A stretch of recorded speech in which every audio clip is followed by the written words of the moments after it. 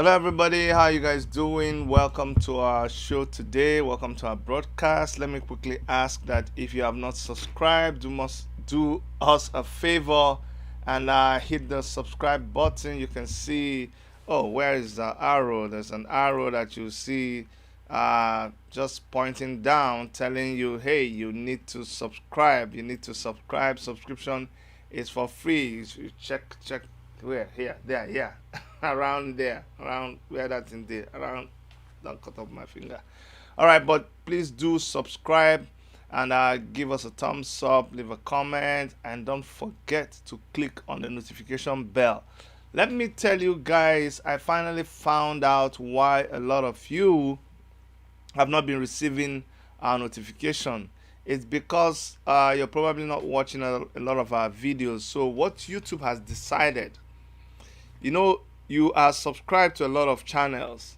So every time those channels post something on YouTube, if YouTube were to send you notification for all of those channels, you're going to sue them. There was actually a company that sued YouTube. So what YouTube has decided to do is YouTube watches those channels where you frequent, and it is those channels that you frequent that they send you notification from. So you get it. That's why you're not getting notification. Some of you, that's why. But basically what YouTube has been doing is that they try to clamp down on a lot of channels that are uh, uh, activist channels that of course that people like the Nigerian government patronize them a lot. So Google, remember, Google is the owner of YouTube. So when you take advert on Google, when you do a lot of things to them, they try to protect you. Okay, so it's okay, we understand that. So they don't really spread us as much as they are supposed to spread us. So if you don't get notifications sometimes, it's okay. I mean, it's not okay, but please forgive us. Always go to our channel and you'll be able to see the videos that we posted. Just frequent our channel. Even if you don't get to join us live, just know that you can always go back and see the videos that we have posted. Today we are going to be bringing you some comrades that some of you know them, some of you will get to know them, but there are people who have been active in the in the space. They've been active politically, they've been active socially, and they've been active in the struggle. You are going to get to see some of them talk. And of course, the topic today is definition of protest in Nigeria. We're trying to see, because Nigeria is a very, very interesting country. Nigeria is things happen in Nigeria. Anything is possible in Nigeria. They can change things. They have their own. They have their own interpretation of stuff in Nigeria. It's a place that you wake up today and it's a different thing happening. So that's what we're gonna be doing. We have a couple of comrades that will join us, but as you may well expect, from coming from Nigeria, a lot of things don't work the way they should work. So a lot of them are finding it difficult to get their network to join our discussion room. They have a Zoom that is set up for them to join.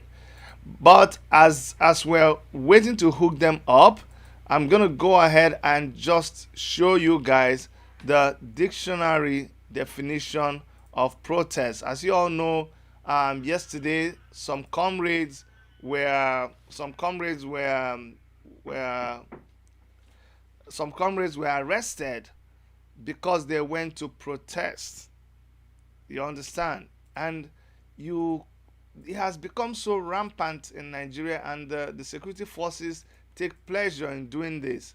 Now, is this right? Is this constitutionally guaranteed for them to do that? Is it morally acceptable? Why are they doing this?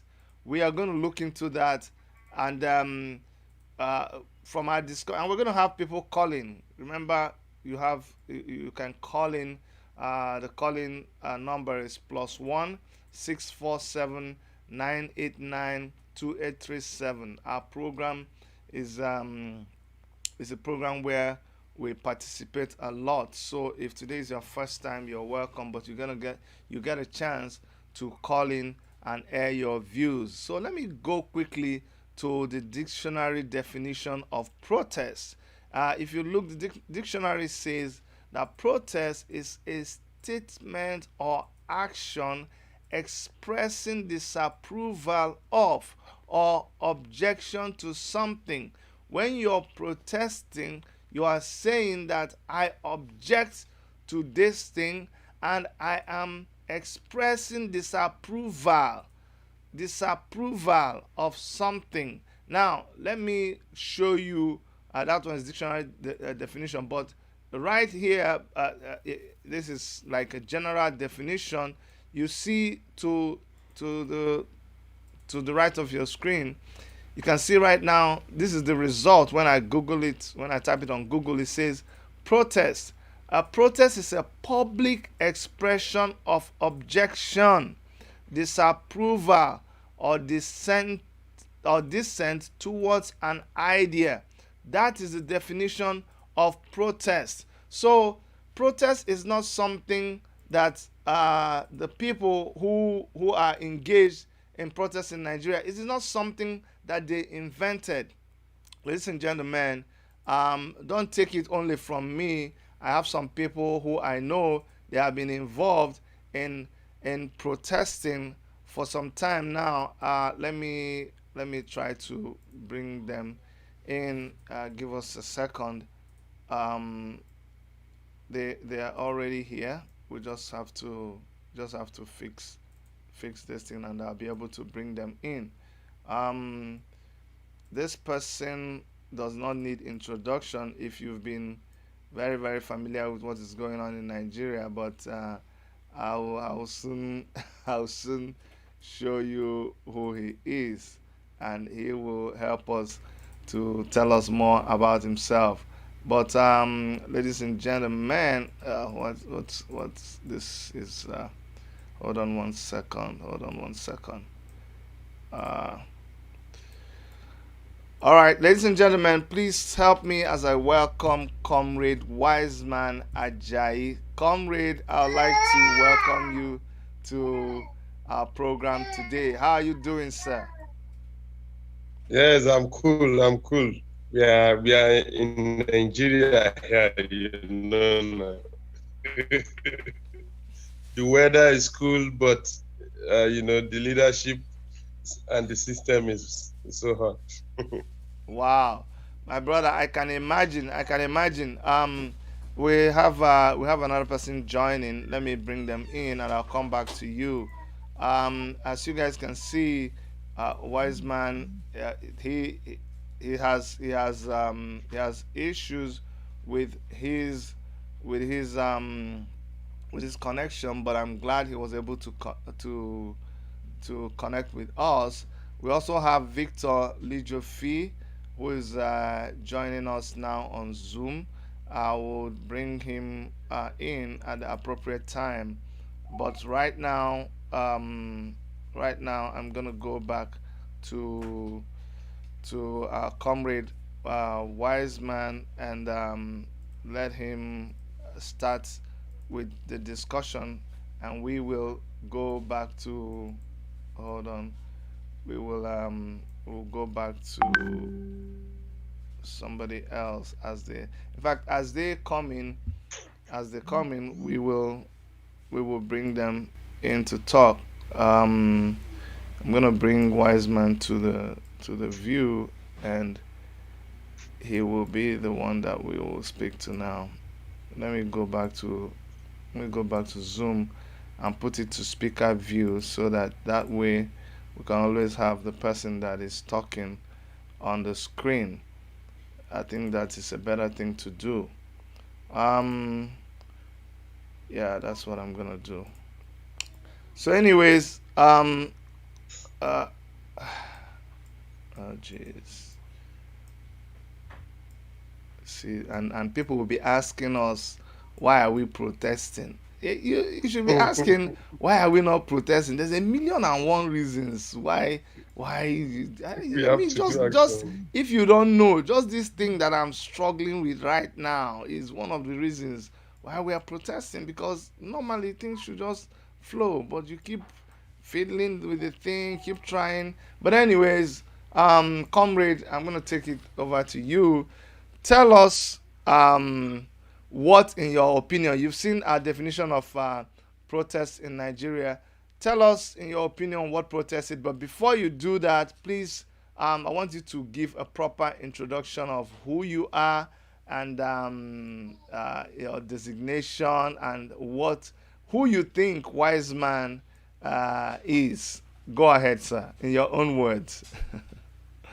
Well, Kunle Wiseman Ajayi is a gentle guy who has been an activist for close to over 2 decades, and have been was in the student movement, now in the workers movement. I'm the general secretary of United Action for Democracy, and a poet, a published poet, and uh, also the big one is that I lead the African Action Congress in Lagos State, and I was a former gubernatorial aspirant in Ondo State, where my own state of origin. So I've been uh, I have the honor of being a leading cadre in the revolutionary movement so far.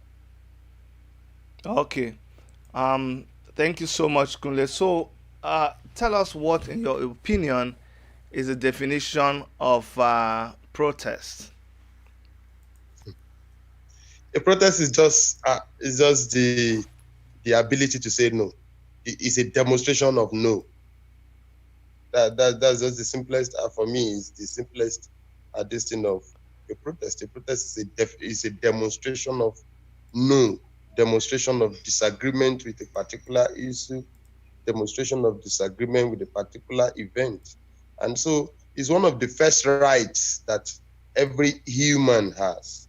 In fact, if you give birth to a child, the child will hold on to his fist this way. So if you try to even remove the child's hand, the child will yank it off. And that's a child who cannot think, who cannot walk, who can't do many things, but still have started uh, asserting the right to say no. So the right to say no is the first right of everybody. So the right to protest is the first right of every human being that you can find anywhere in the world. So for Wow. me, protest is the ability, the demonstration to say no. Wow, I like something. You said anywhere in the world. So, you're trying to say that this is not a Nigerian phenomenon. It's not something that Yes. is only made in Nigeria. It's not a made in Nigeria thing. No, no, no, no. It's a made in the art. Even in heaven too, people would protest. Wow. So Actually, Lucifer protested, protested, yes, yes, yes. He but his protested. protest landed him in big trouble. Yeah, Anyway, so let's yes. look at it. Let's look at it this way. Let's define. Let's come down to Niger. Let us define what protest means in Nigeria. Let us paint, because there's a lot of our subscribers, there's a lot of people listening to us right now who don't really understand how things are done in Nigeria. So, when you say you're protesting in Nigeria, paint a scenario for me. What are you dealing with? What does it look like? Define for us, like our topic has said, what is the definition of protesting in Nigeria? Well, protesting in Nigeria is more of like now a is more of a dangerous undertaking. But it is also one of the few things that you can do as a Nigerian that will make your life meaningful.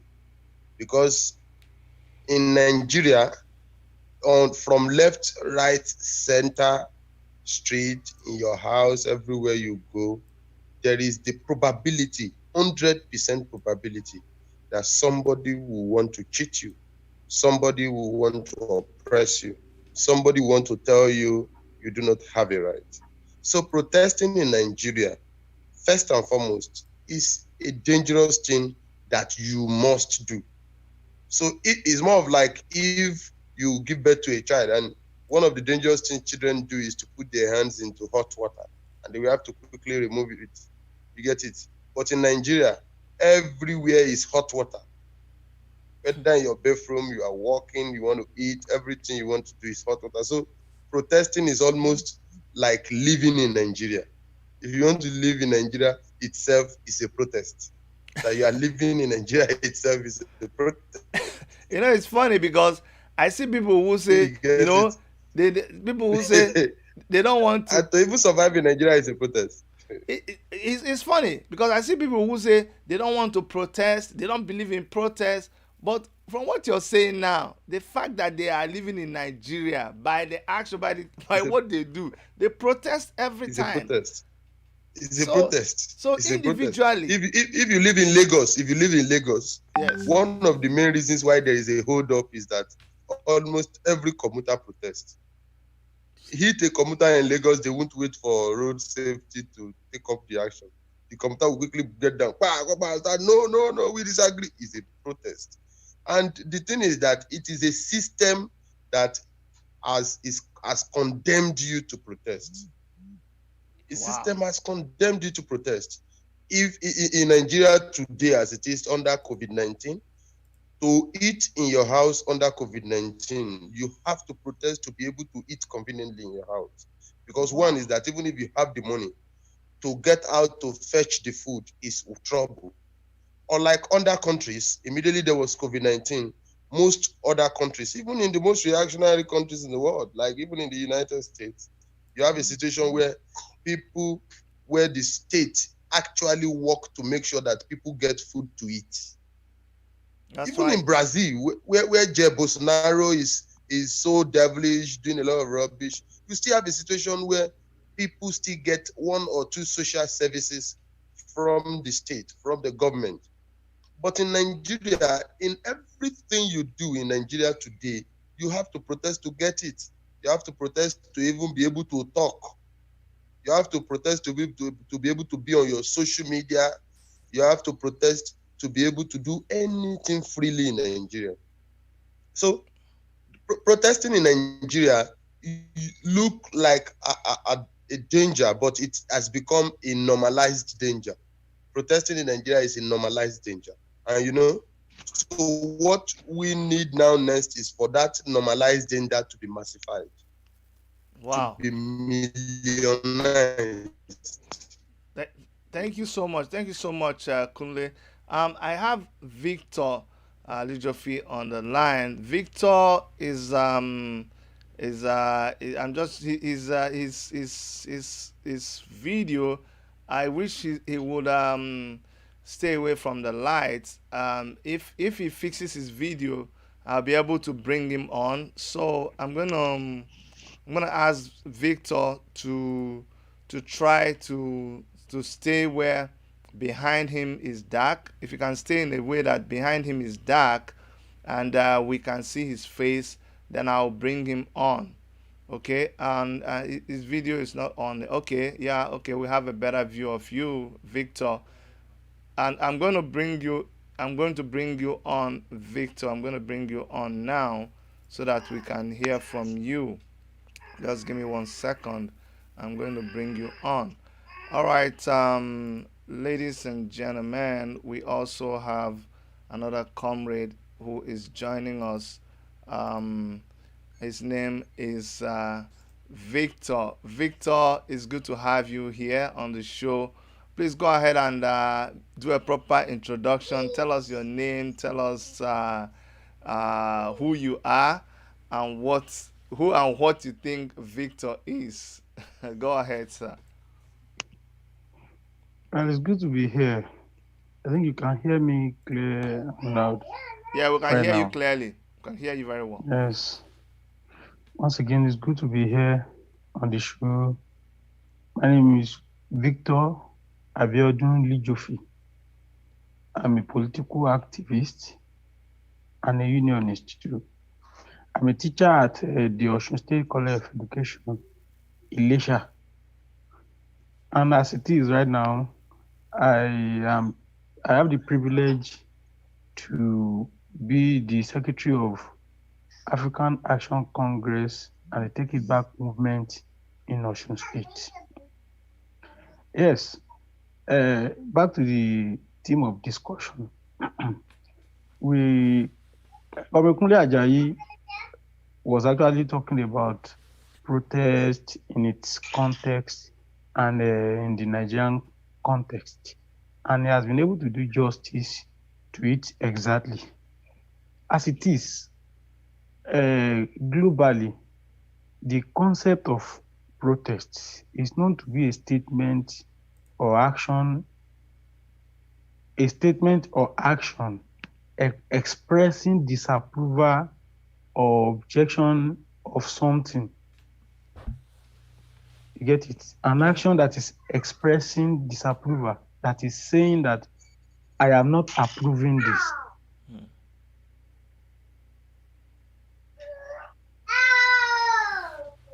It's okay. Relationship. It's okay. We know everybody's at home, so don't even be bothered about the kid that is expressing themselves. We all have a right to our own expression, so please don't feel disturbed. Uh, Just it's not a problem. Just go ahead, sir. all right. Okay. So as it is, as human being, all of us has what is being referred to as social relationship. That is, we live our life depending on each other. So it means that naturally there are certain democratic social alliances. So we have to make decisions together as touching what to do and what not to do at any particular point in time. So protest is just a means of or a way of saying I don't approve this and I approve this. So, and as it is, under our law and within the ambit of global law,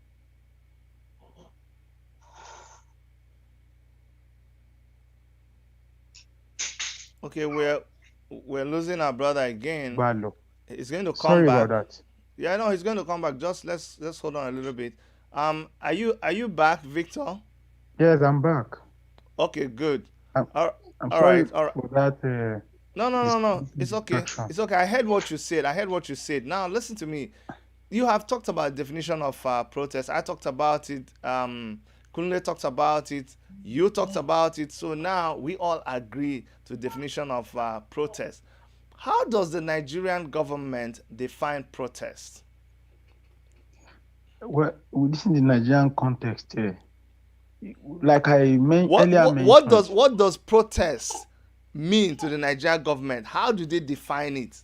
Like if the Nigerian if somebody asks if people are protesting or people say they will protest or they make an announcement that they will protest, how does the Nigerian government perceive protest? How do they now define it? the prevailing situation here in Nigeria is such that Nigerian government see protest as war. And the reason for this is not far-fetched, Mm. and it is because it has a clash Oh yeah. with the prevailing interest of the class of the looters. You get Yes. it? So they actually see protest here as war. But within the ambit of the Nigeria nation itself, in our constitution, protest is a fundamental right. Okay. So it's for you to just know how much our political leaders are unlawful. So they have been so unlawful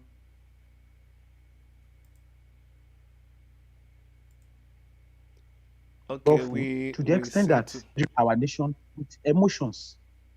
Okay. Go So ahead. currently, our nation, the country is run by their own emotions, not by our laws. So Okay. So protest here, what you're saying that the law of the land recognizes protest. It is it is enshrined in the constitution.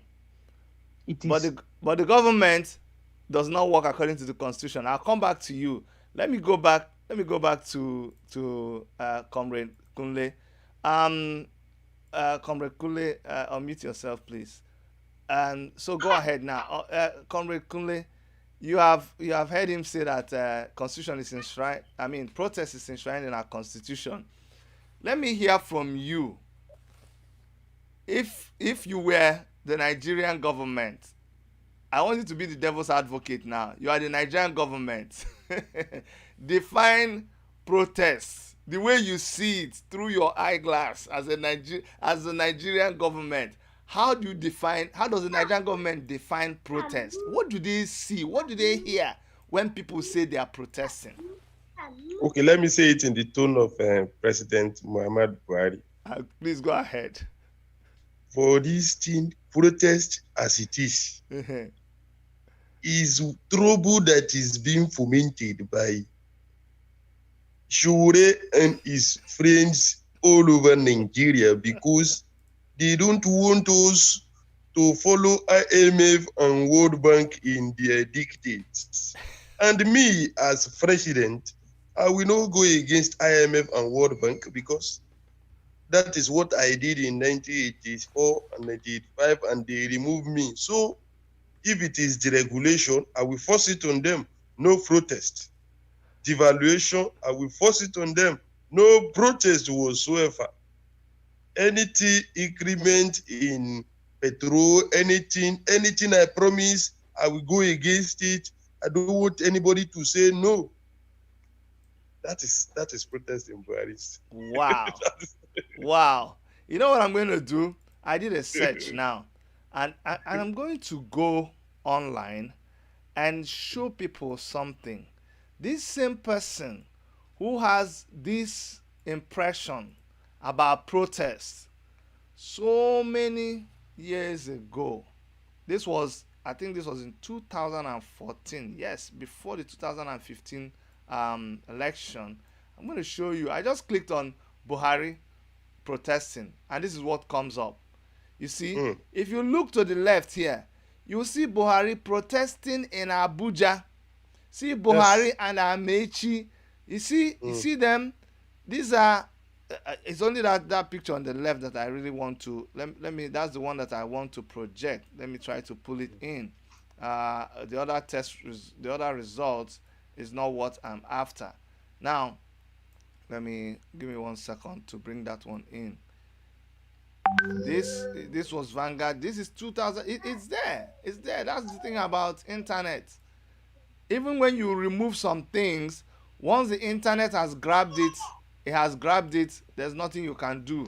So this, if we were in court, this one is pure evidence. This is Buhari protesting in 2014.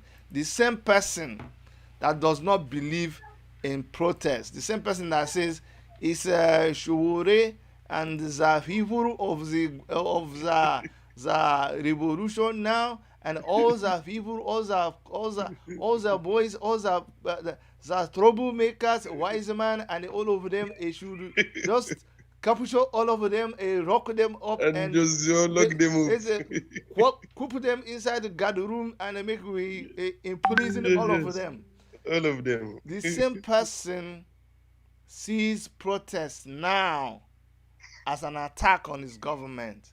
The same person sees protest as trouble.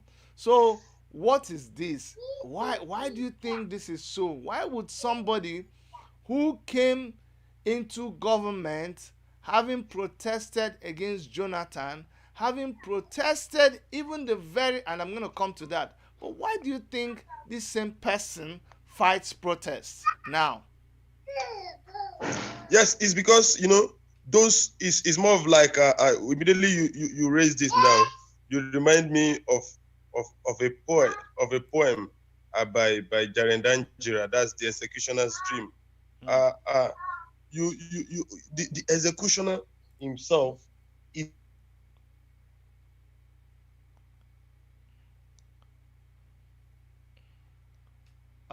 Sorry, we seem to have lost Wise Man. This network thing, same Nigeria wahala. I think Victor, you can come in if you are on. Okay. I think I Victor, am on now. okay, you're on. Okay, so while we wait for Wise Man to come, Victor, go ahead. Why do you think General Buhari, who came in protesting against Jonathan, why do you think he sees protests as trouble now? Firstly, let me mention that it was not on the basis of General Buhari protesting against Jonathan that gave him the edge to have won the election.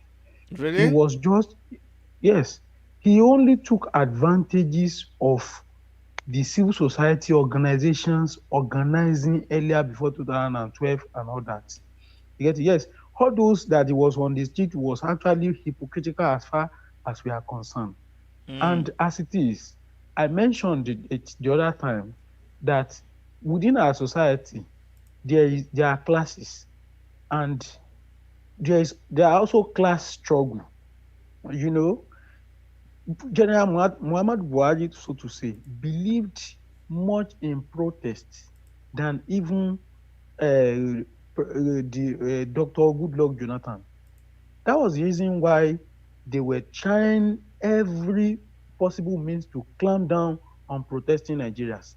mm. They knew quite all right that should the protest continues, it is a very strong instrument to enthrone bad government like theirs. And it is not as if General Buhari himself is aware, just that some fallout from civil society that have been betrayers to our collective struggle have been the ones strategizing for that regime.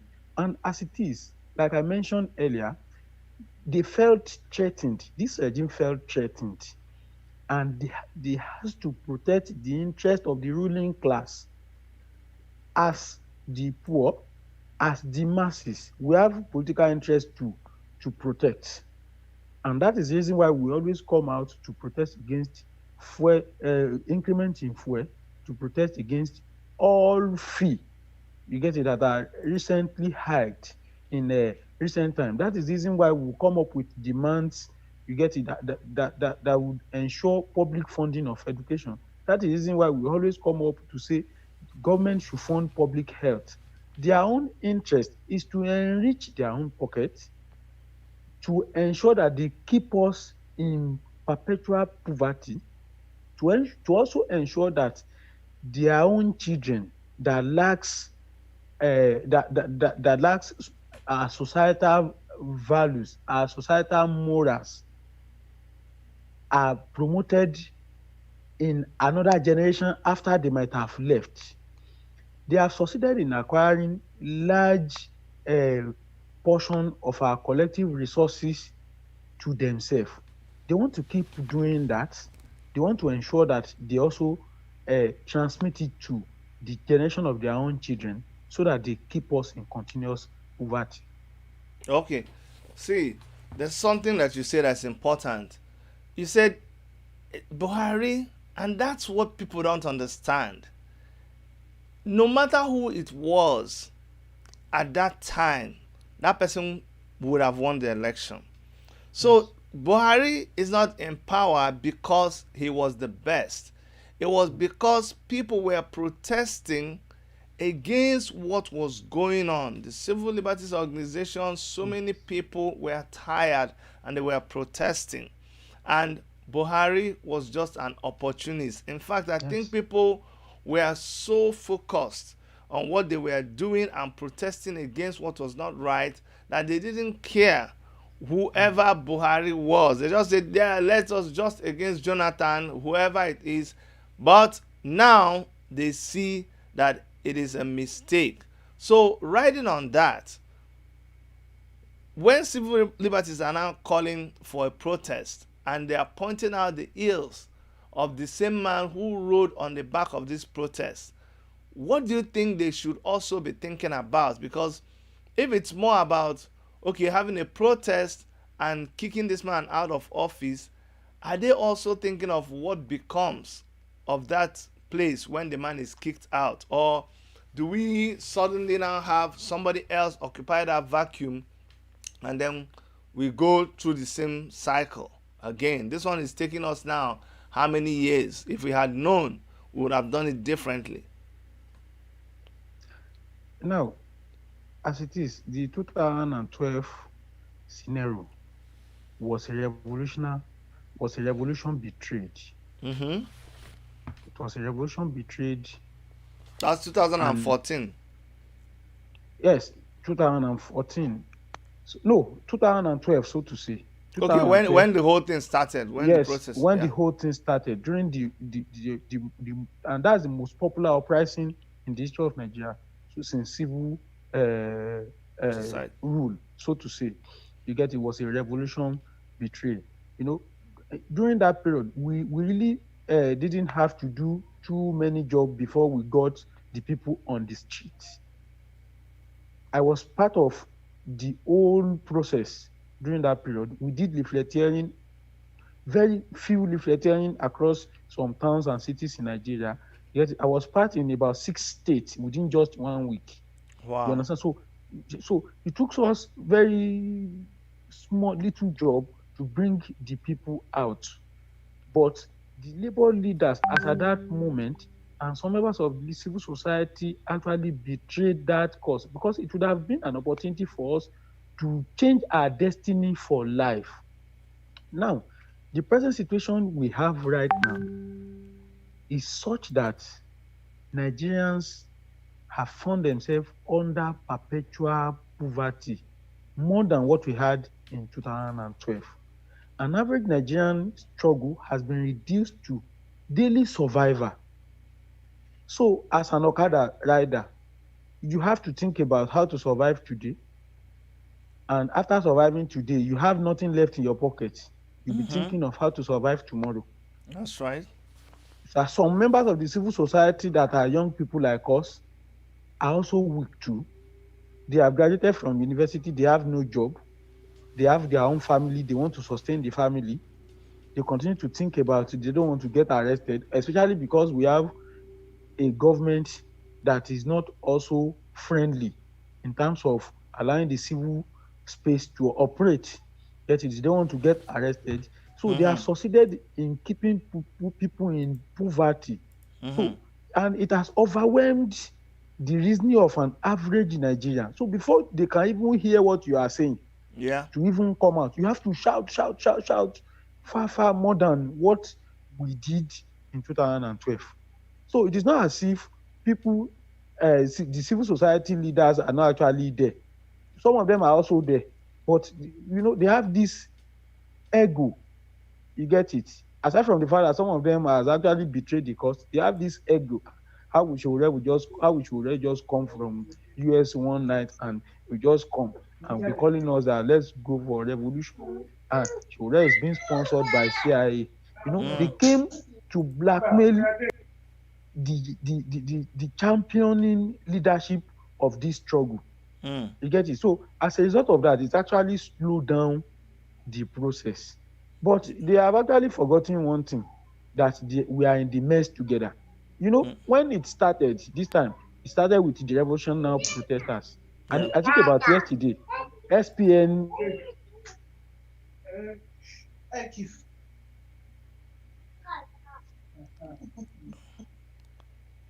Sorry. Sorry. We didn't hear you again. Sorry. Sorry. I went and muted you in error. Go ahead, Victor. Go ahead, Victor, please. So like I mentioned that we have series of betrayals, we have series of cowardice coming up, and we have a situation where the poverty level has actually overwhelmed our people. Yeah, they felt weak and helpless. And Mm. I was actually talking about the civil society, uh, those of them that are full of ego and cowardice, those of them that are betraying. You get it? That they are forgetting that all of us are in it together. Either they like it or not, they must have their own share of the tyranny. So the Yeah. best thing that is expected of every one of us is to be united in on the street with pro people demands. You get it? That can help better the lives of average Nigerian and confront this deadly regime. All right. Let me ask Comrade Wiseman Ajayi. Yesterday, people went out on the street and they were arrested. and included in the arrest were journalists. When has it got to that now that the government will also arrest journalists who are covering a peaceful protest? These guys have done worse than that already. The fascist government of Buhari has done worse than that.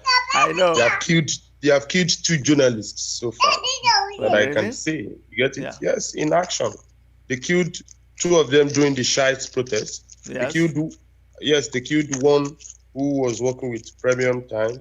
Is it Premium Times or channels? Mm. And then the second one, they killed my friend, my very good friend, Alex Ogu, my friend and my comrade, who is a journalist who was covering the Shiites protest at Bega. I know the spot where they killed him at Bega in Abuja. I So know. Alex Ogu, Alexander Ogu was also killed. You get it? So these elements know that journalist exposes their madness. They know that journalist exposes their theft. And if you look at it all over the world, the fascist government always fear journalism, especially free journalism. And that is why I'm happy that in Nigeria today, a collegiate of real journalists, new journalists, anti-state journalists have been on ground, taking over the issues. And I was happy yesterday that even the journalists had to let them know that even if you arrest us, no problem, but we are saying that you have no right to attack this place. You get it?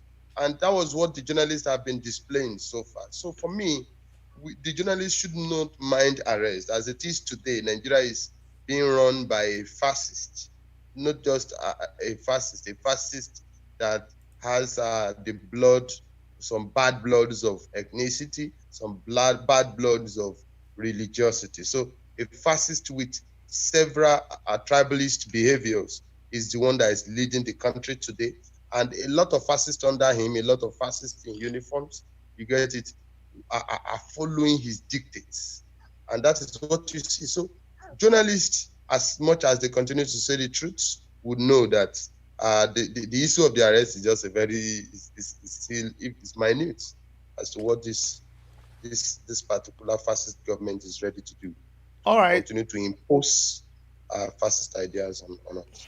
Yeah. Okay. So my confusion is this. You see, whenever protests are called for, and we had hoped to have Barrister Ayo, because we are focusing on the protests that happened yesterday, and people were Yesterday. arrested, and we wanted to interview them and let them tell us their experiences there. But unfortunately, a lot of them were not able to connect because of the network wherever they are. Now, but help me understand this. Why is it that before, when things were not as hard as they are right now, people came to protest in the streets? Right now, when things have become 10 times harder, it is difficult to get street people to come on the street. They are coming on the streets. I know there's COVID, there's all of these things, and let us also now talk about this against the background of the October 1st protest that's been organized by Revolution Now, called TIB, AAC, so many level civil liberties organizations. What is the issue? What is the problem? I think there is no problem. I Okay. will say this because people people for them, they don't take protest the way we take it. Some of us are almost like professionals who believe that any little thing, let's go to action. Any little thing, let's go to demonstrate, which is the correct thing. But the people themselves see that if to protest under a fascist government is like going to war. Mm-hmm. So they are preparing their arsenals house by house, street by street. Almost every Nigerian that you commune with today, will tell you that this government is a no government. They are ready to tell this government to go once and for all. So if you are protesting and you see that 100 people are on the street, don't think it is those 100 people on the street. About 100,000 other people are on that same street watching them, rejoicing, happy, learning from them. You get what I'm saying? Yeah. So there will be the protest, mass protest is just like an ocean. Droplets of water will continue to come together before it becomes massive. So I see a massive Oktoberfest because we saw something massive in August 5. September 5 was an improvement. The thing about the fascist government is that they have been able to lump together their attacks. They have been able to make sure that they disseminate the attacks to people's houses, people's streets. Before you guys can come together in your house, you have to fight the electricity distributors. In your house, you have to fight the stamp duty. In your house, you have to fight the cost of food and a lot of that. So it will get to a state that Nigerians will assemble, but they are doing it bit by bit. What they are doing is garnering their strength together. They are gathering their armories together. So the day Nigerians are going to come up, me and you too will be over surprised. I'm happy that Victor Lijofi is here.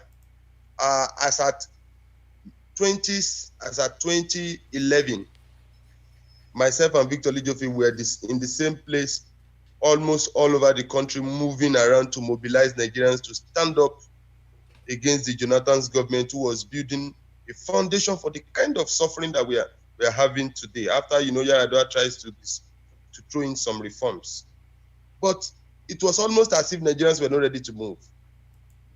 And by December 2011, some of us were saying that we may not even witness the next protest, the next major action. You get it? But then we were reminding ourselves that even in 1917 revolution in Russia, by 1916, the man who led the revolution in 1917 had already written off the whole of the revolution, and that's Vladimir Lenin. Vladimir Lenin had already even written his friends that he's not sure there will be revolution during his lifetime. By February, there was the first revolution that brought him back into Russia, and by October, there was a revolution that he led himself. So as it is today, as me and you are speaking today, and we are saying, Nigerians are not moving, Nigerians are not moving. By tomorrow morning, we may even be at the back end, watching Nigerians marching fully in front. What we have done, which is the best thing, is for us to continue to be programmatic, continue to be consistent, and continue to put ourselves in a capacity as the major opposition in Nigeria. Like what happened in 2012, where some shenanigans took over the protest because the revolutionaries were not organized enough. That will not happen again. And that is why the ruling class is also afraid. And that's why you see that when our comrades were arrested in Osun State, those who were arrested in a remote area in Ire, where they were not even protesting, they were going to the market to talk to people. But some were protesting that same day, in an arena that is very popular in Osogbo, but were not touched. Why? It's because of who has formed the capacity to be able to lead the opposition. So those are few comrades that were in Ire were more important to the state in terms of what they can do than those who were in Osogbo. I'm not saying that that those ones will contribute more to the revolution, but I'm saying that your ability to build enough capacity, even if it is 50 or 100 that is on the street, the state fears you more. And that's why they had to arrest our comrades yesterday in Yaba, because they felt that even if there were not more than 100, these people can arouse over 100,000 people to come on the streets. Let me ask you a question. Omoyele Sowore started this revolution now on August 5 Days of Rage last year, and the government was so pissed off, and the government locked him up and tried to clamp him down, warned him not to talk again, blah blah blah. He resisted, and by this year, even though the case was still in court, even though they gagged him, they say you can't even talk to the press. But not only did he talk to the press, he went out. He went out talking, giving interviews. He's been online all over the place. And August 5 this year, people were out on the street again protesting. Now, would you think that the government has learnt its lesson that is about an idea? And I'm going to go to Victor with this. Now, Victor, do you think the government has understood that it is more about an idea, that you cannot kill an idea? You may even kill a person, a human being, but it is difficult and impossible for you to kill an idea. Do you think the government has understood this, or they are still hoping that they can somehow muscle and intimidate Omoyele Sowore to the point where he calls off this revolution now, he calls off the civil disobedience, he calls off every action that is taken against the government? Yes, you cannot stop an idea whose time has come. Although very few of those that are within the government machinery has learnt up to know this. And like from the question you ask, it is not as if the state has relented. No, they are still doing everything within their capacity, not to Omoyele Sowore alone, but to every dissenting voices. They are trying all they could to silence everyone, not to raise uh, issues relating with poverty of Nigerian, issues relating with public uh, incrementing the fee of some public needs. So they are all here monitoring every action. Their fear is that the little actions we have taken in the past has gone a long way in educating Nigerians. They also have the fear that should we continue like that, we have the space to call out Nigerians. So they are not tired. They are organizing within their own ranks on daily basis. What is important to us as Nigerian is not to relent, is not to allay unnecessary fear, because as it is, we don't have anything to lose except our chains. These people, within just 3 days of economic clampdown, we can end their yeye government. And that is the reality they doesn't want they didn't want Nigerians to get in touch with. So as it is, they are not relenting in their efforts. Yet they are not even ready to give us the space for just 1 minute.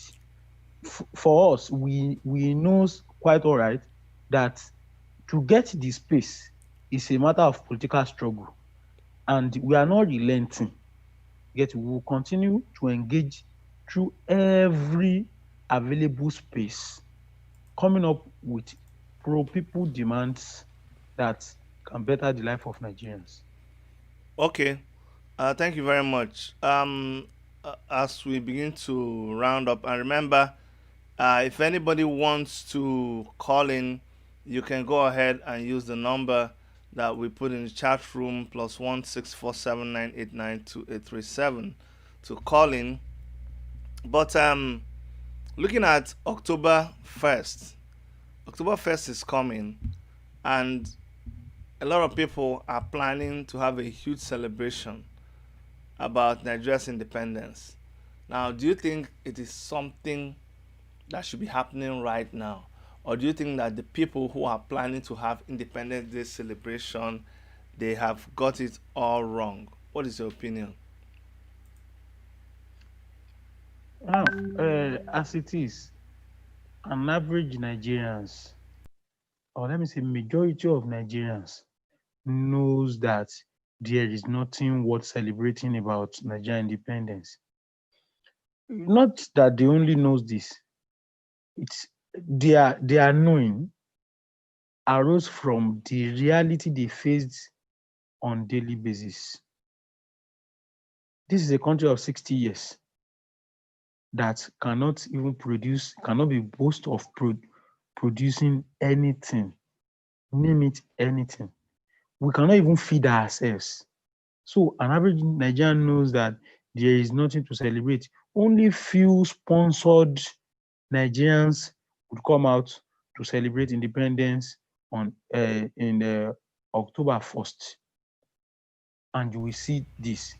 And as it is too, our ability to be able to educate Nigerians and mobilize them to the streets will determine how many Nigerians will participate in such an action, a generational one at that, to call the Nigerian leadership out and to call the attention of the entire world to the level of insecurity, the level of poverty, the level of bad education, the level of poor health facilities, and all other issues facing our existence. So as it is, there's nothing to celebrate about, and every Nigerians also knows this. Only few Nigerians that would be sponsored from either the government quarters that is the religious quarters will come on street and celebrate what Nigerian independence that never exists. Okay, awesome. You've spoken well. So, what do you think? What, in your own opinion, um, should Nigerians be doing on the 1st of October? Already, there's a protest that is planned for that day. It's an internationally, it's an internationally Planned. planned protest. But can you, if you were to be addressing the whole of Nigerians, what should be their attitude to this year's Independence Day activities? What should they be doing on that day?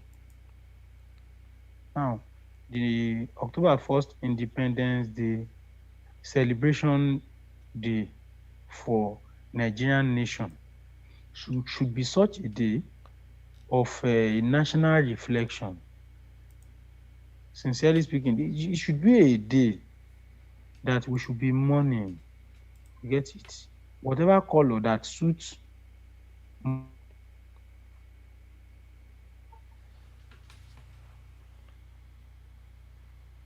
Oh, I think I lost him now.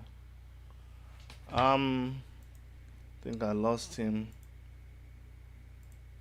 So I'm gonna bring in. Let me see if Kunle is back. Kunle, Yeah, I'm back. I'm back. okay, good, good. So let's talk about the the protests for on 1st of October. Yeah. A lot of Nigerians have their different plans, but let's talk about the planned protest of 1st October, the internationally planned protest. What should Nigerians expect?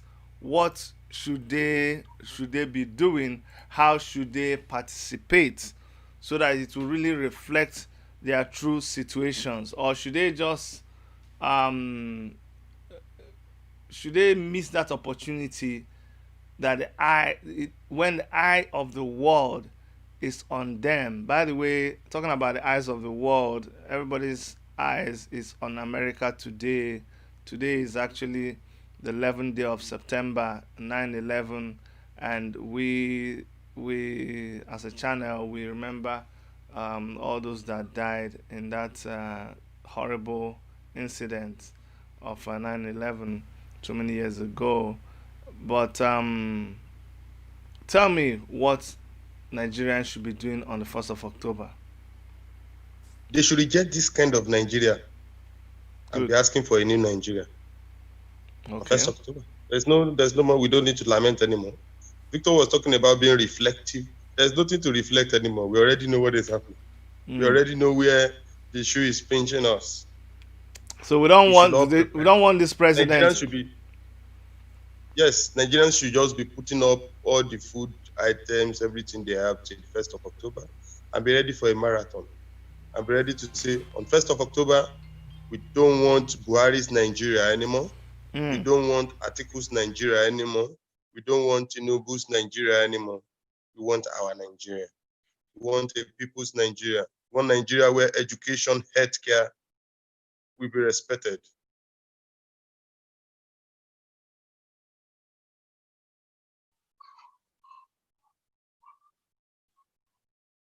Yeah, we want a Nigeria where there will be free and functional healthcare at all levels, free and functional education at all levels. All of these demands Nigerians to come out, troop out massively on October 1st.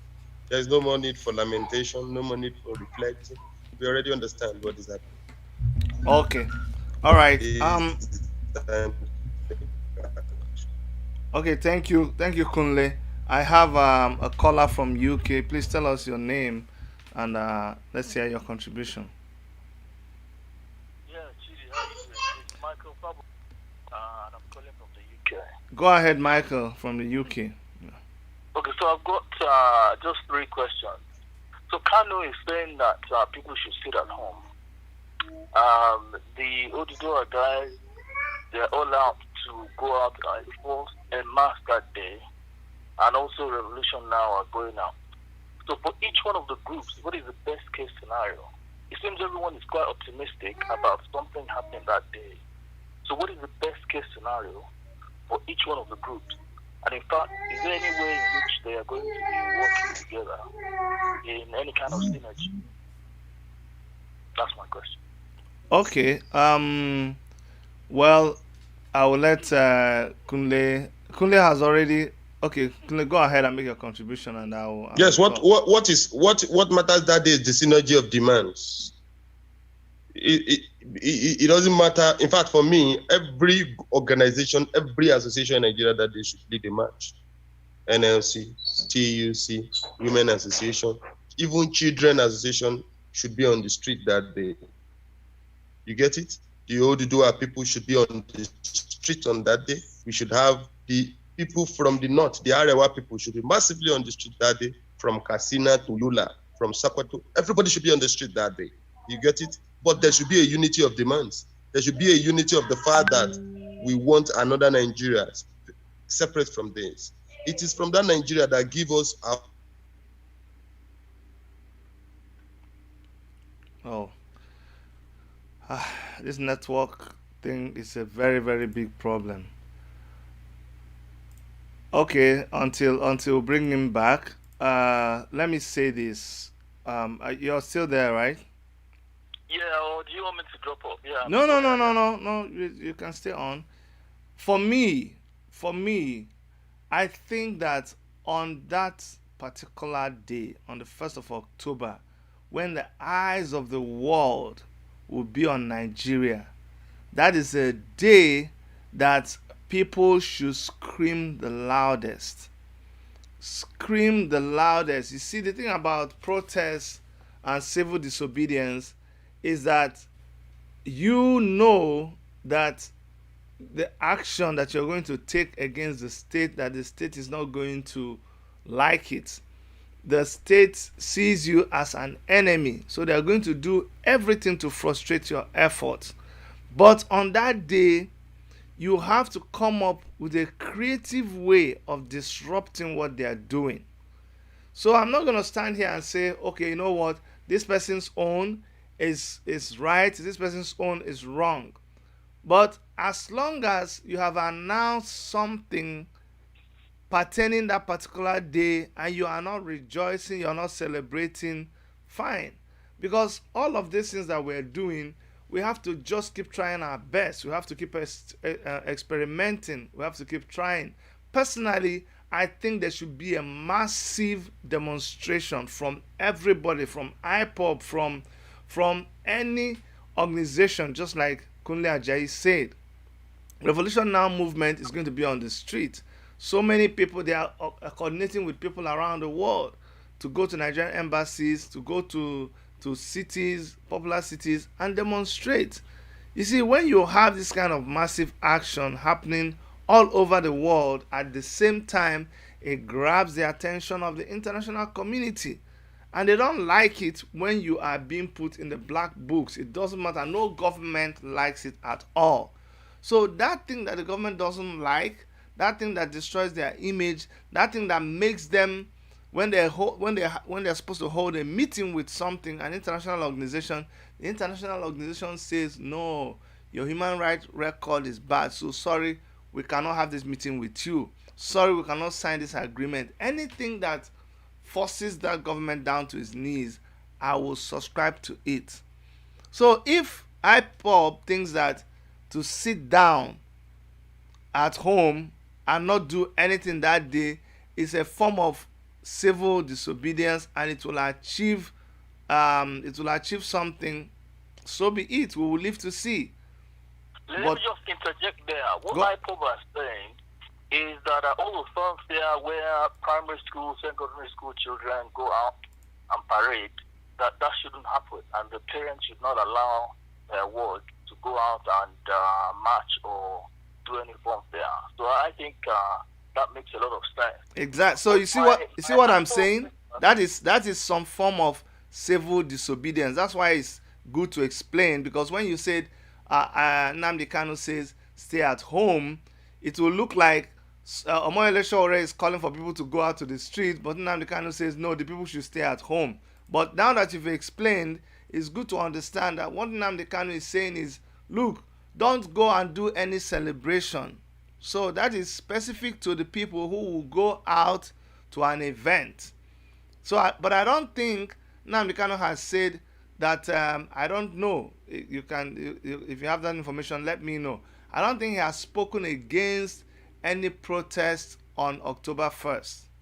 Not at all, not at all. So, you see, the way I'm looking at it is, if everybody did the best that they could do and they all worked in tandem, I'm just quite keen, because everyone seems to be quite optimistic for something to happen that day. So my question is, what is the best case scenario? What is it that could happen that day that would finally change the course of history? No, you're right. You're right. See, you were going on the right track, but you came back. What will finally chase the government away? That's what we are looking for. So, in answer to your program, in answer to your question, my brother, anything at all. See, that's where I differ with a lot of people. People come to my program. People come to my show. People call me. People engage me with a set expectation. You cannot come to me now and already determine what you want to hear from me. Then there is no dialogue. There's no discussion. Then you cannot do that for me. You need to listen to my own side of the story.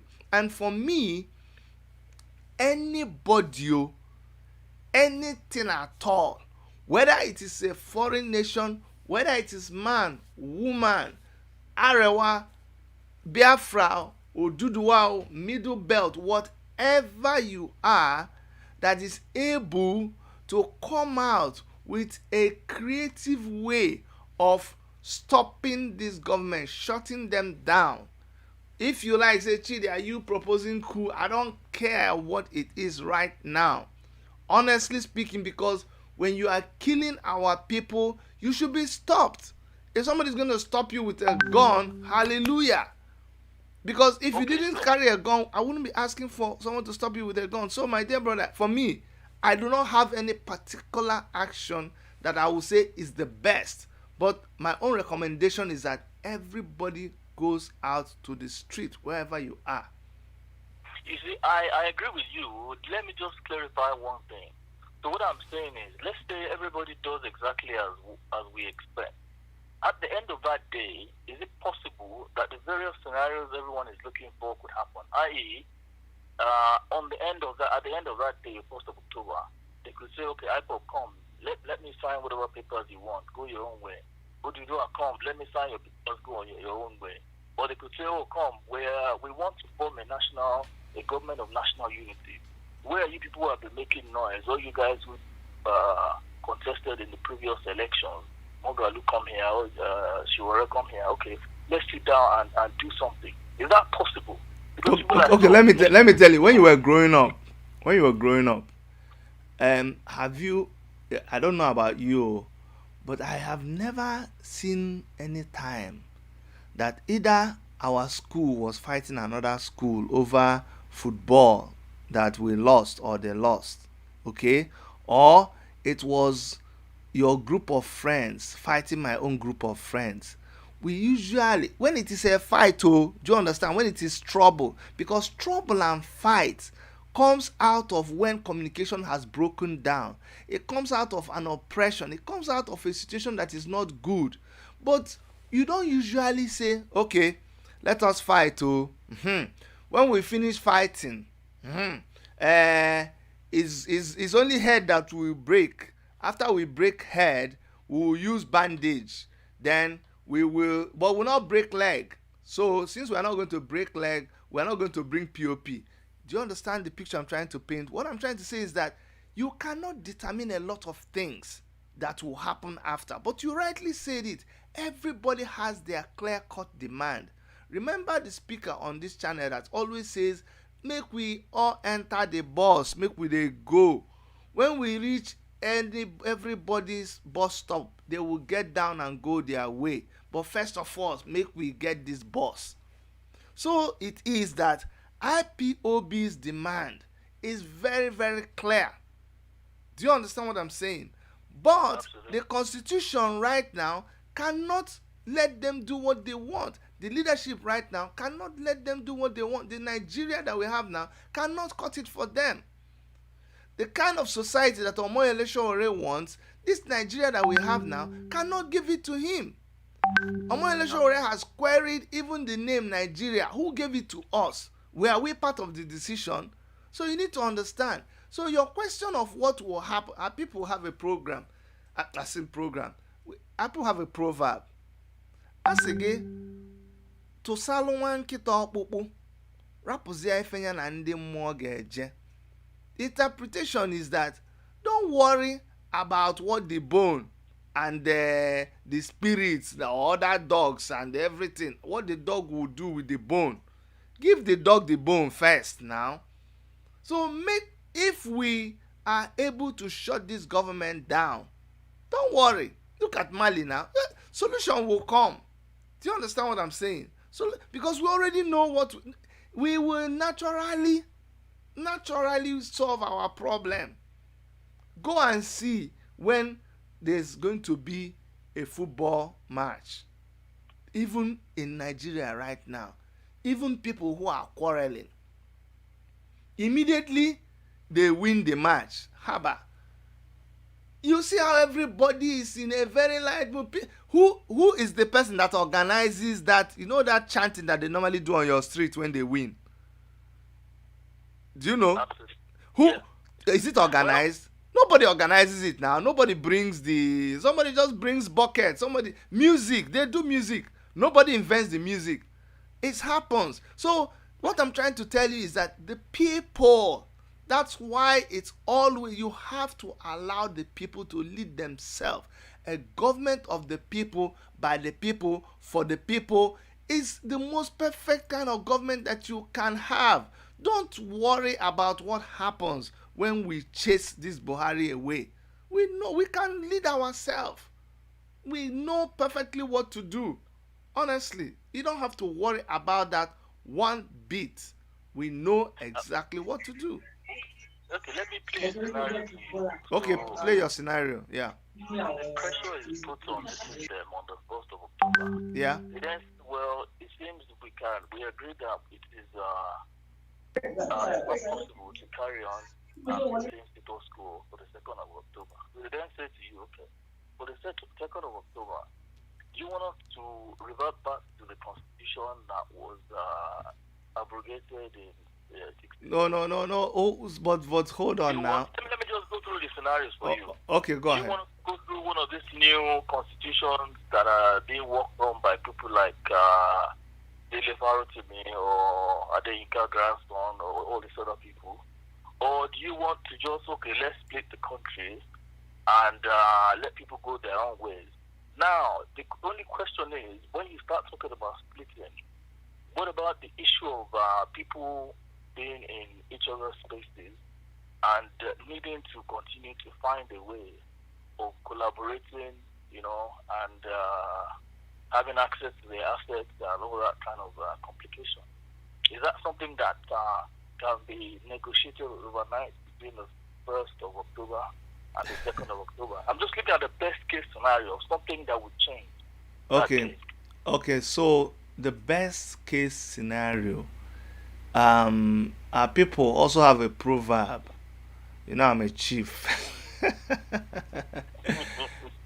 Ndị be anyị si na a Absolutely. na-azọta anyị wee zọba ute. That means you have to first of all secure the land before you start struggling for the mat. Because if you focus on the mat, when you get the mat, where is the land that you're going to put the mat on? So all these ones about scenario and what will happen and constitution and whatever, all that one is not for you to bother about it. The only confidence that you have is that as long as it is being decided by the people, they will always work it out. How come? How come that you and your brothers and sisters, with all, I don't know about your household, but me growing up, we fought, but how come we didn't kill ourselves? Somehow we still sorted ourselves out. You get what I'm saying? So forget about all those issues that you're talking about. Of course, there are issues that will be discussed. There are issues that we've been clamoring to discuss. The only problem is that nobody has ever given us an enabling environment to discuss these issues. They have not allowed us. So, where I will be, of course, this thing, see, Soviet Union, when they broke down, not when they broke down the wall, when Soviet Union fell, that's not when all those small republics started worrying about what they will be. Or in fact, how they were when Soviet Union fell, as the years went by, more republics were created out of the republics that came out of the Soviet Union, and they are all in peace now. And they so exactly so even from if you were to end up, if this the best solution that we ended up with is Biafra, Oduduwa, Arewa Republic. Inside Biafra, let me speak for Biafra. I'm Biafran. I'm for Biafra. Inside Biafra again, there is still so much contention. You know, some people say no, they are not Biafra. They are from the south. They have the oil. You came for our oil. We want the state of Anioma. That will still happen. That you may actually keep breaking and breaking and breaking, but it will be a breaking under agreement. In fact, after they broke up again into tiny units that came out of the Soviet Union, some people said no, this thing work for us. So they went and merged back again with other countries. So it is a continuous process, but the good thing is that you are allowing this thing to be organic, as long as it is the people that is doing it for themselves. Don't come and tell somebody that I don't think if you drink garri with honey you're going to like it, or no, leave me with my garri. One day I will drink it with salt alone, as I don't like it. I put sugar, no, be like say no, I put coconut, but it's my garri. How I want to drink it, it's not your problem. But the problem is when you carry my garri put for your back, and you are now telling me I cannot even get the garri. So make all of us first of all get that garri, then we will decide if you want to eat it with stored sugar and banana, or even with milk, because that's your business. Okay, essentially what you said then Mm. is what I am saying. I was thinking that if people are expecting something to really change Yeah, on 2nd of October, yeah, all the various people saying various things need to come together and start sort of throwing around what the scenarios could be like for 2nd of October. Or, based on what you just said now, the scenario is that you have a car with no engine on the 2nd of October and everybody will just stand around it to repair the engine and then get it moving. But at least if on that 1st of October, there's so much pressure that the engine gives up, using that as an analogy, then everybody has to no, sit no, around. no, no, no. Your analogy is not good. Yeah, it's wrong. Let me tell you why it is wrong. Okay. Everybody has car that has engine, it has petrol, it has water, everything. There's just one, and the road, there's one guy who just telling us that we cannot drive the car on the road, and we're asking him why. He says no, I will not allow you to drive your car. But he held us down and he's driving his car up and down the road. When we come, he said we can only come and use leg to trek. So if we get this guy out of the way, we will all bring our cars out and start to drive it freely. That is our problem. So it is not that you can, because what you're trying to say by your analogy is that we are not able to lead ourselves. That we lack. What do we lack? Tell me what we lack. Tell me what. No. What I'm trying to draw out is that based on the variety of scenarios and visions and best case scenarios that people are hoping for after that day of that protest, I think people need to start having conversations. If indeed something happens and the government accepts sometime during that day of the 1st of October that no, we agree that we cannot take this country anywhere, we give up. But tomorrow, here's what we think we can do to restart the system. That's where I am. From the no. See what I'm trying to say, and I'll let Ajayi round up on this. What I'm trying to tell you, my brother, is this: there is a time for everything. Okay, this kind of discussion, remember we've had them for so many years. Remember we've had constitutional conference. You see, these people, they are just deceiving themselves. They know what to do and they pretend they don't know. We have, if the government should even just follow one tiny recommendation, we wouldn't have gotten to where we are. We have economic recommendation, we have political recommendation, we have constitutional conference. We have so many things that people, wise people who have genuine intentions, we have so many things that they have suggested in the past. So you cannot, it is not now that we should be busy. Just one clarification. Okay. I'm talking about conversation between those people who plan to protest. No. See. So what I'm saying, you need to look at the situation and act based on the situation. If I tell you right now that the best thing is for us to focus on having meeting between this person and that person and that person, let me tell you something. In every organization that you want to hold that meeting with, there is no guarantee that they will not be infiltrated. The government they've infiltrated everybody. They have the money, they can buy this. So we are not busying ourselves with that right now. We are focusing on, let us bring down these giants. When we bring that person down, because guess what? You see the people that are sabotaging us. You see the people that are doing counter moves against our collective action. Those people are able to do it because they have the backing of the state. They have the money of the state. They have the support of the security. They give them guns, give them this. They own the media. If we are busy talking about this, the media, they will pay 1 million or 2 million. All the reporters, all the mainstream media will be talking another thing. If we pull them down, let me see who will take over everything. We'll take over the radio station. We'll take over everything. Do you understand? Then we're in control. That time when we call a meeting, it will be a reasonable meeting. Today, if you call the meeting, if there are 100 people there, 96 will come from the government and 4 will come from you. Also, let me allow wise man Kunle Ajayi to come in here. The caller, you were away for a while, but the caller was saying that shouldn't we be busy planning what will be how will it be, what will be our relationship be after the protest, assuming that the government is shut down after October 1st, that we should be planning what to do after that time right now. What do you think? Yes, let's first take off the mountain. That is what matters. If you have a situation where somebody is in charge of the whole of the mountain and the person has decided to say nobody takes from the fruit of the mountain, whether you are in Biafra, whether you are in a ferry or Arewa, nobody in Nigeria today is enjoying from this government. Anybody that is of the masses, none of them is enjoying from this government. And in fact, the people, the host of the Buhari, which is the Northwest, are suffering more as it is today.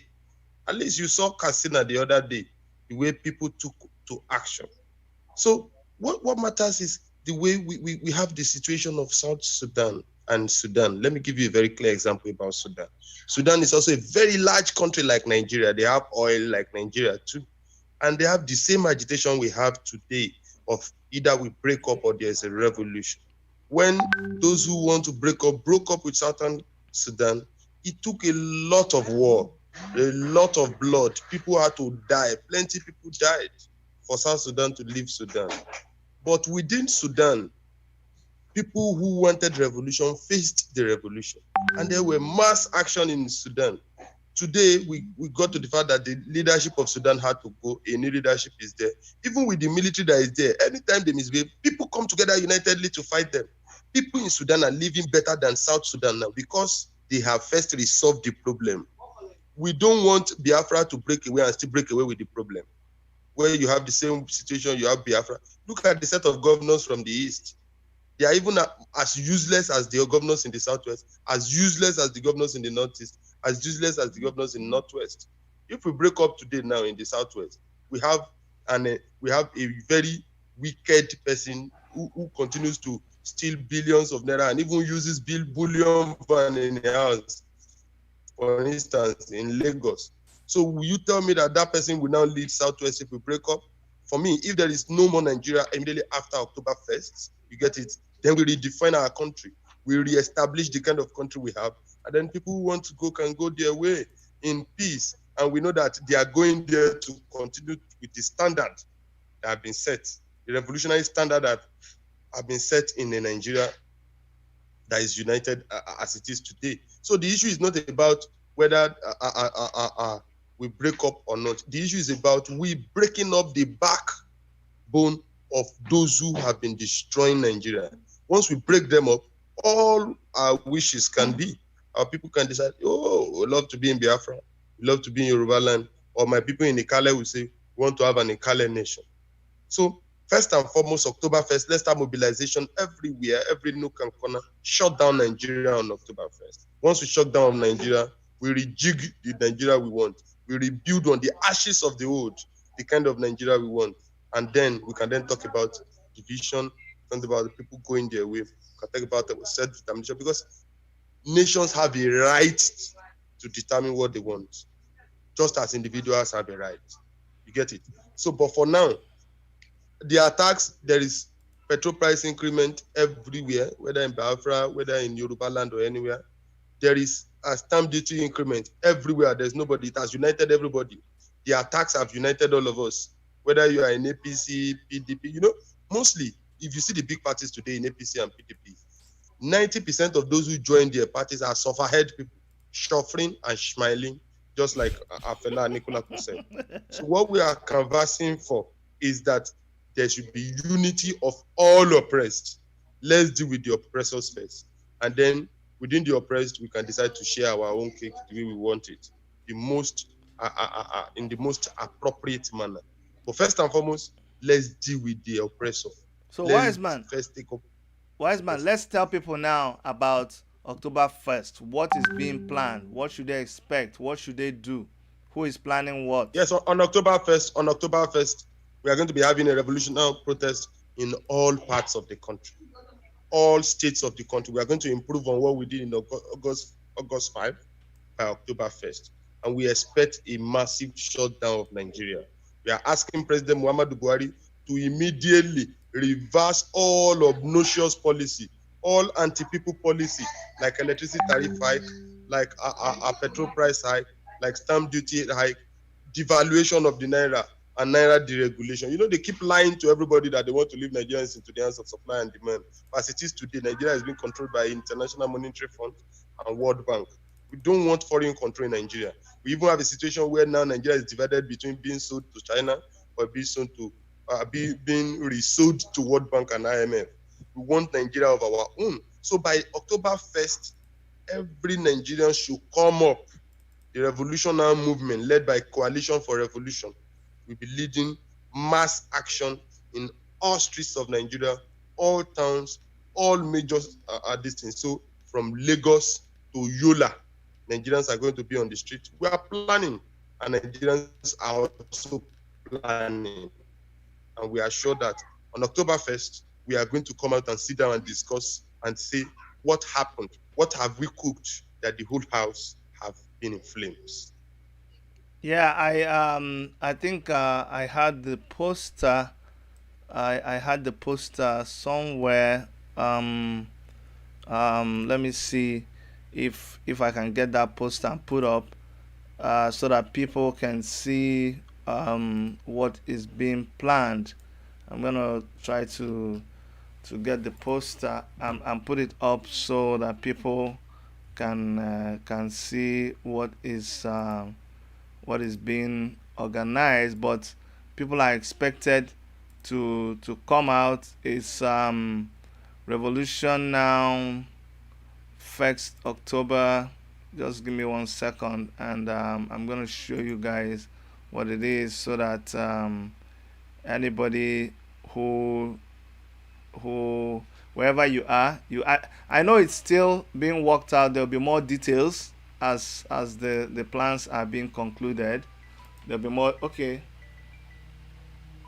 there'll be more details as the plans are being concluded, and then people will know exactly what to do and where to go for what. So I'm trying to pull it up now.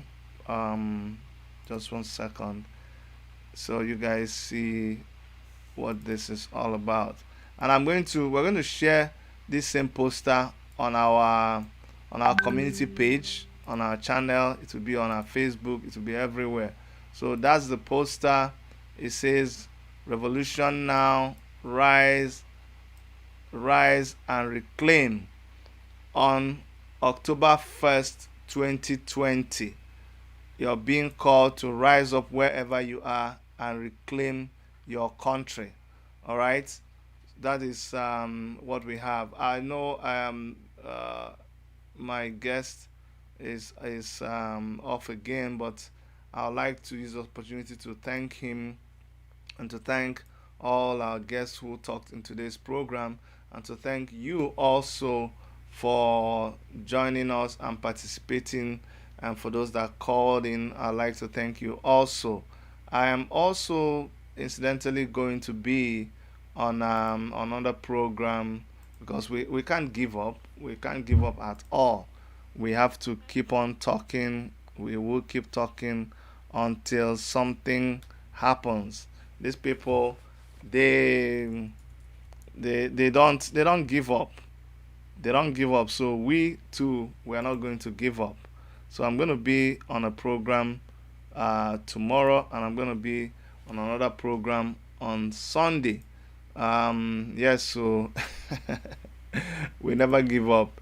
So I'm going to show you that program that I'm going to be on, so that you guys can also join in. I'm going to pull that one up, and even after that, there's another one. Okay, not this one. Sorry, guys. Um, Let me pull up that one too. Not this one. Not this one. I'm talking about this. I'm gonna be part of a panel. I know some people have gotten tired of all these things. They're like, "I, when will it stop? There's always one after the other and after the other." It's okay. We can't give up, because, like I said, our enemies are not giving up. So this is happening on Sunday, the 13th, at 2 p.m. Nigerian time. That is 9 a.m. Eastern time. So please, please, please make sure that you tune in. We're going to be streaming it live also from our channel, so you will not miss anything. If you are already subscribed, you probably get a notification. But like I warned you, there is there's a lot of things that YouTube is doing now that is making them not send notifications. So please make sure that you are tuned into our station, tuned into our channel around that time, and you will be able to log in and see what's going on. And then finally, I'm going to show you one last one and I'll let you go. Sorry that I kept you guys this long. But also on Saturday, which is tomorrow, yes, tomorrow, our usual time, which is 3 p.m. Nigerian time, and also 10 a.m. Eastern time, we have another live appearance in another talk show, and this is Peace Talk with Mercy. Peace Talk with Mercy is going to be happening tomorrow by 3 p.m. Okay, so make it a date. Make sure you don't miss it. Tomorrow, Saturday, is our prime time. So we're going to be talking about marginalization to foster peace in Nigeria. How that works is what I don't understand. How they want to use marginalization to foster peace. Yes, peace is possible, and tomorrow we will look at what scenarios we can employ to bring about peace there. Or if we can't live in peace, then maybe we live in pieces. All right. Thank you so much for your time. My name is Dr. Chidi, on behalf of Dr. Erica, on behalf of all our people helping us to do research, coming up with topics, doing some of the video things that you see that goes on. I really want to appreciate you that has subscribed to our channel, and will continue to get better always if you also continue to share our videos. I love you. Take care and bye bye. Mwah.